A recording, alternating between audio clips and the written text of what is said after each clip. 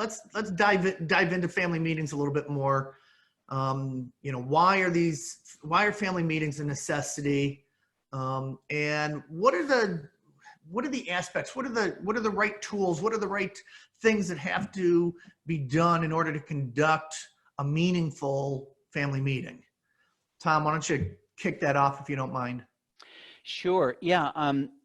Basically, in the surveys we've done and the studies we've looked at as well, families that are having family meetings succeed, and families that are not having family meetings don't.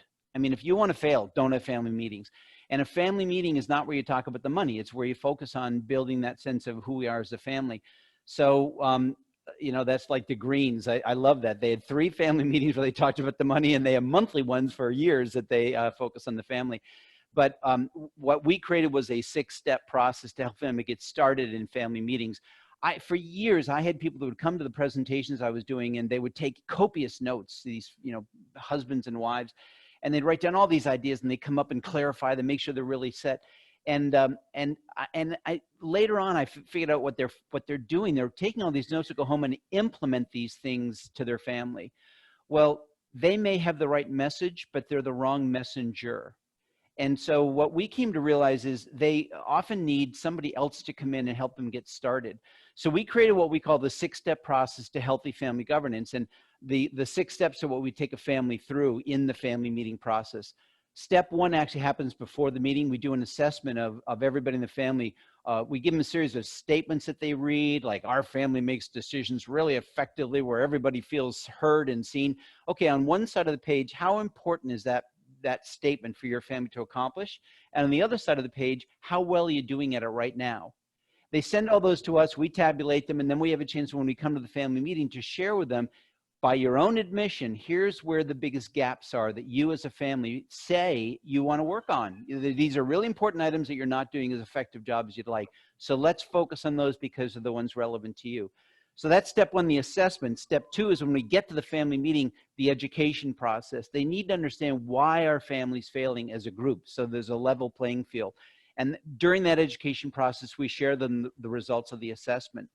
Third step is we do think that they need a leadership style assessment of how they approach a topic, that communication issue that Shawn was talking about.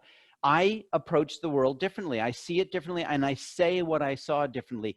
And very often, what you disagree with about me is not what we're arguing about. It's how we're arguing about it that was causing the disagreement. So we take them through an assessment so they can learn how to do that differently. And then we take them through a style shifting exercise.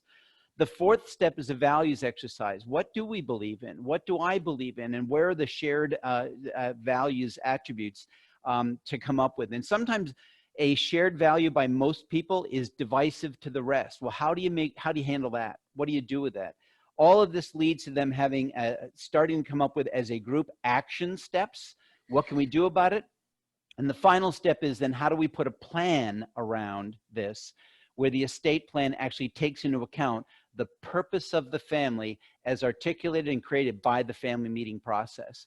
And the last piece of that was a number of years ago, an attorney named Marvin Blum and I thought, one thing we're seeing in families that are succeeding, they're not only doing family meetings, they're endowing the process. And we created a trust structure called a FAST, Family Advancement Sustainability Trust. And we wrote an article in the Trust in Estates magazine a number of years ago, 2-3 years ago about this. And it's really a trust to endow the family meeting process, because the idea is if we're doing family meetings and they're going really well, when mom and dad are gone, the family will keep doing it.